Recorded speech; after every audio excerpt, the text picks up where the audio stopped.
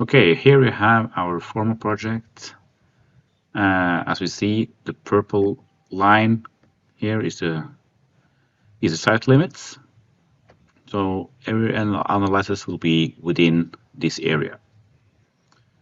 You go up here on extensions. We have already added Naviate Outdoor Area. Go into this one and see our target here and how much we have achieved. To add different options here, we can turn on steepness and we'll then get the visual elements for the steepness. If we add this one, you can also add noise targets and you can get numbers for that one.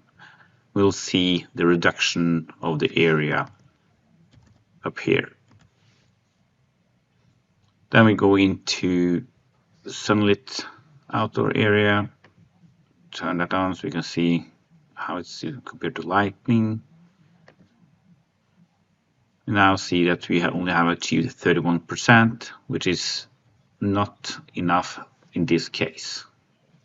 The target was 50%, now it's only 31%. So we do need to do something about our design to actually reach our targets.